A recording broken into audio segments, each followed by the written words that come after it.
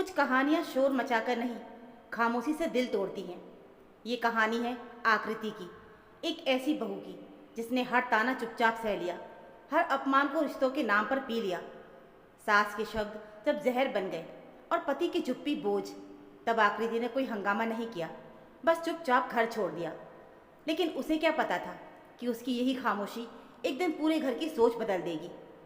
सुबह का वक्त था, लेकिन इस घर में सुबह जैसी कोई ताजगी नहीं थी। खिड़की से आती धूप जरूर फर्श पर गिर रही थी, पर उन किरणों में से कोई गर्माहट नहीं थी। रसोई में चूल्हा जल रहा था, कुकर की सीटी आने ही वाली थी और घर की बहू आकृति अकेली, बिना किसी से कुछ कहे, रोज की तरह काम में लगी हुई थी। शादी को 3 साल हो चुके थे, लेकिन इस घर में आज तक उसे अपनापन महसूस नहीं हुआ था।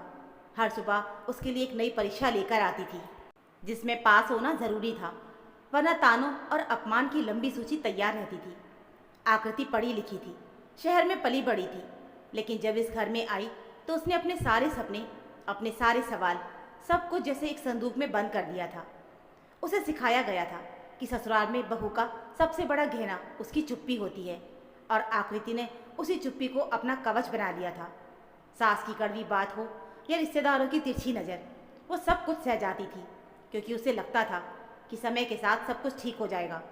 लेकिन समय यहाँ सिर्फ बीत रहा था, बदल कुछ नहीं रहा था। सास शारदा देवी शुरू से ही आकृति को पसंद नहीं करती थी। उन्हें लगता था कि बहू अगर ज़्यादा पढ़ी लिखी हो तो वो सिर पर चढ़ जाती है। आकृति का शांत रहना, किसी बात का जवाब ना देना, शारदा देवी को उसकी अच्छाई नहीं बल्कि उसकी कमजोरी लगता था। अक्सर वो पड़ोसियों के सामने कह देती थी कि आजकल की लड़कियों को घर चलाना आता ही नहीं है, बस पढ़ाई लिखाई कर लो, वही सब कुछ है। आकृति वही खड़ी रहती, सिर झुकाए, मानो ये शब्द उसके लिए नहीं कहे जा रहे हों, लेकिन हर एक शब्द उसके दिल पर निशान छोड़ जाता था। आलोक, आकृति का पति, सुबह ऑफिस और रात को थककर घर लौटने वाला इंसान था। उसे लगता था कि उसकी पत्नी सब संभाल रही है, क्योंकि उसने कभी शिकायत नहीं की।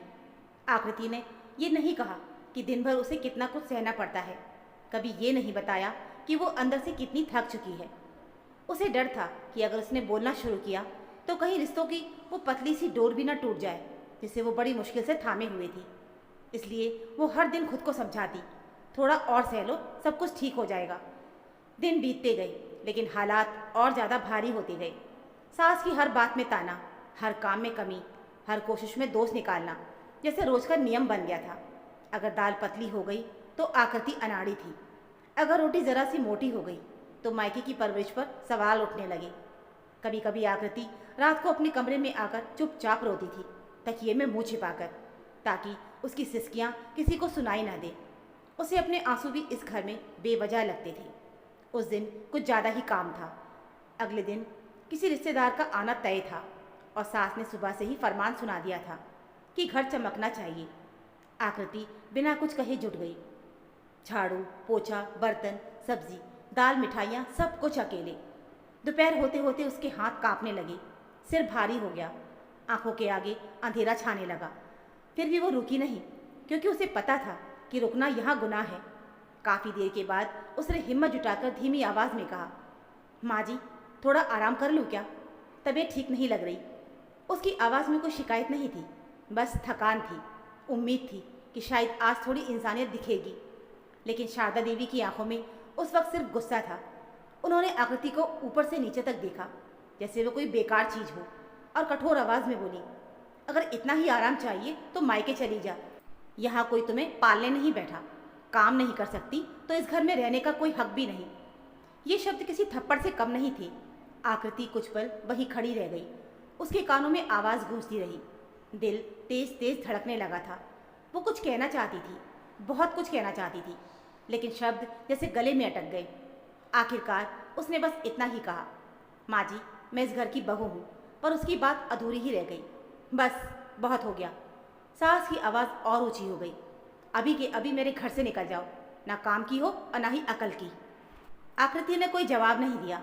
शायद उसके पास अब देने के लिए कुछ बचा भी नहीं था। वो धीरे धीरे अपने कमरे में गई। कमरे की दीवारें, जो कभी उसे अपना लगती थी, आज अजनबी सी लग रही थी।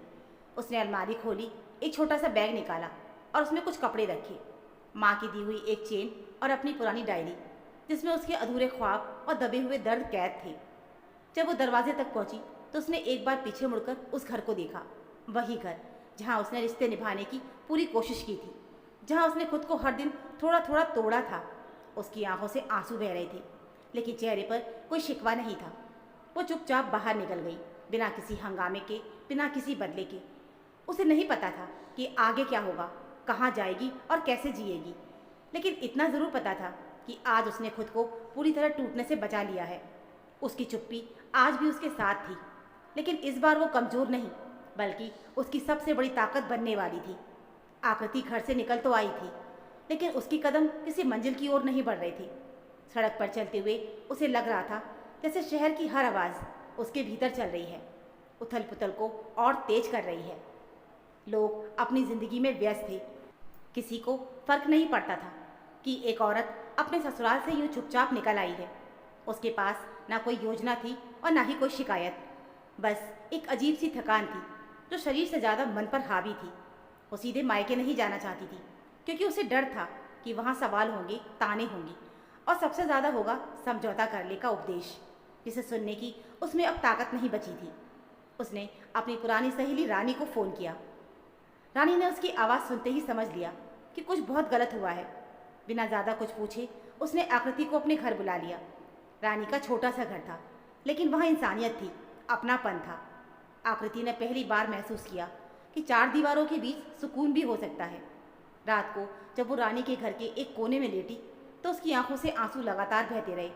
वो रो रही थी, अपने अपमान के लिए, अपने टूटे विश्वास के लिए और उस चुप्पी के लिए जो उसने इतने सालों तक अपने गले में बांध रखी थी। अगले कुछ दिन आकृति के लिए बहुत भारी थे। सुबह उठते ही दिमाग में वही सवाल घूमता कि अब आगे क्या होगा। उसके पास ज़्यादा पैसे भी नहीं थे और ना ही कोई बड़ा सहारा, लेकिन उसके पास कुछ था जो अब तक उसने कभी पहचाना नहीं था, उसकी काबिलियत। उसने अपनी डायरी खोली, वही पुरानी डायरी जिसमें उसने कभी कभी अपने दर्द को शब्दों में उतारा था।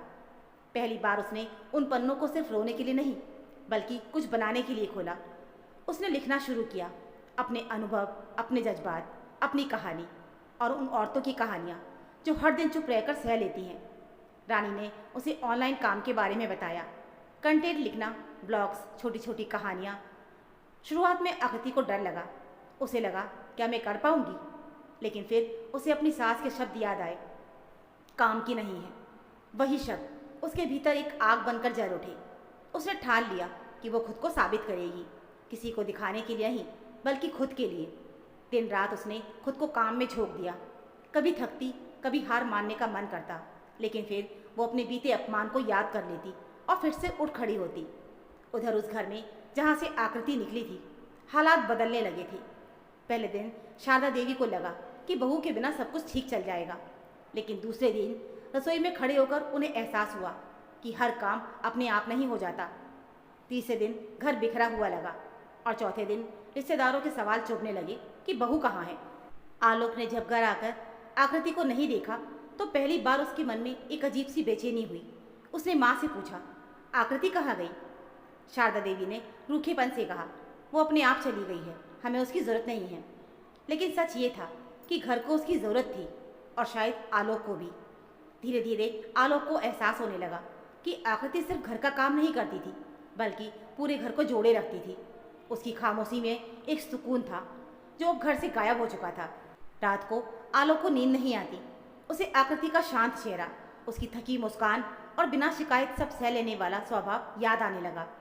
उसे पहली बार अपनी गलती दिखने लगी कि उसने कभी ये जानने की कोशिश ही नहीं की कि उसकी पत्नी किस हाल में जी रही है। आकृति की जिंदगी अब धीरे धीरे पटरी पर आ रही थी। उसके लिखे शब्द लोगों तक पहुंचने लगे थे। कुछ छोटे छोटे काम मिले, फिर थोड़े बड़े। पैसे कम थे, लेकिन आत्मसम्मान बहुत था। हर बार जब उसे पहला भुगतान मिलता, उसकी आंखें भर आती। वो पैसे के लिए नहीं रोती थी, बल्कि इस एहसास के लिए कि वो किसी पर बोझ नहीं थी। उसने खुद को फिर से जीना सिखा लिया था। अब उसकी चुप्पी मजबूरी नहीं थी, बल्कि उसकी पसंद थी। वो वहाँ बोलती थी जहाँ बोलना ज़रूरी था। एक दिन आलोक ने आखिरकार आकृति को फ़ोन किया। फ़ोन की घंटी बजती रही और आकृति उसे देखती रही। दिल जोर जोर से धड़क रहा था। बहुत हिम्मत करके उसने कॉल उठाई। कैसी हो? आलोक की आवाज़ में अपराध बोध साफ झलक रहा था। आकृति ने बस इतना ही कहा, ठीक हूँ। उस एक शब्द में उसकी पूरी बदलती हुई दुनिया छुपी थी। आलोक ने माफ़ी मांगनी चाही, बहुत कुछ कहना चाहा, लेकिन आकृति ने उसे रोक दिया। उसने कहा, मुझे अभी कोई जवाब नहीं चाहिए, मुझे सिर्फ इतना चाहिए कि मेरी खामोशी को अब कमजोरी मत समझना। फ़ोन कट गया, लेकिन उस बातचीत ने दोनों की ज़िंदगी की दिशा बदल दी। आकृति अब वही लड़की नहीं थी जो चुपचाप सब कुछ सह लेती थी। अब वो अभी भी शांत थी, लेकिन उसके भीतर एक मजबूत औरत जन्म ले चुकी थी। उसे नहीं पता था कि आगे उसका रिश्ता किस मोड़ पर जाएगा, लेकिन इतना तय था कि अब वो खुद को खोकर किसी रिश्ते को नहीं निभाएगी। समय के साथ हालात बदलते चले गए। जिस घर में चुप्पी को कभी कमज़ोरी समझा गया था, उसी घर में अब उसकी कमी हर दिन महसूस की जा रही थी। शारदा देवी पहले से अपनी जिद मानती रही, लेकिन जब रोज़मर्रा की ज़िंदगी बोझ बनने लगी, तब उन्हें एहसास हुआ कि आकृति सिर्फ काम करने वाली बहू नहीं थी, बल्कि उस घर की नींव थी। पहली बार उन्होंने पीछे मुड़कर सोचा कि कहीं उन्होंने बहू के साथ बहुत ज़्यादा सख्ती तो नहीं कर दी। आलोक ने कई बार आकृति से बात की, बिना दबाव के, बिना वादों के। वो अब समझ चुका था कि रिश्ते सिर्फ निभाने से नहीं, समझने से चलते हैं। एक दिन शारदा देवी ने खुद आकृति को फ़ोन किया। आवाज़ में वो पुराना घमंड नहीं था, बल्कि थकान और पछतावा था। बहू, अगर हो सके तो घर आ जाओ, उन्होंने धीमी आवाज़ में कहा। आकृति कुछ पल चुप रही, वही चुप्पी जिसने उसे टूटने से बचाया था। फिर उसने शांति से जवाब दिया, माँ जी, मैं आपसे नाराज़ नहीं हूँ, लेकिन अब मैं वही आकृति नहीं रही जो सब कुछ सह लेती थी। उसकी आवाज़ में न गुस्सा था, न बदला, बस आत्मसम्मान था। कुछ दिनों के बाद आकृति घर लौटी, लेकिन शर्तों के साथ नहीं, समझ के साथ। अब वो सिर्फ बहू नहीं थी, बल्कि एक ऐसी औरत थी जिसने खुद को पहचान लिया था कि शारदा देवी ने भी सीख लिया था कि चुप रहने वाली औरत सबसे ज़्यादा सहन शक्ति रखती है, लेकिन उसकी सीमा लांघना रिश्तों को तोड़ देता है। उस घर में अब पहले जैसी शांति नहीं थी, बल्कि एक नई समझ थी। आकृति की चुप्पी अब डर नहीं थी, बल्कि उसकी ताकत थी, और यही उसकी सबसे बड़ी जीत भी थी। दोस्तों, औरत की खामोशी को कभी कमज़ोरी मत समझो, क्योंकि जब वो खुद के लिए खड़ी होती है ना, तो पूरी दुनिया ही बदल सकती है। तो दोस्तों, ये थी हमारी आज की कहानी। आशा करती हूँ आपको ये कहानी ज़रूर पसंद आई होगी। इस कहानी को लेकर आपकी क्या राय है, हमें कमेंट में ज़रूर बताना। कहानी अच्छी लगी हो तो प्लीज़ वीडियो को लाइक और चैनल को सब्सक्राइब ज़रूर कर लीजिएगा। मिलते हैं फिर एक और ऐसी नई कहानी के साथ। तब तक के लिए धन्यवाद।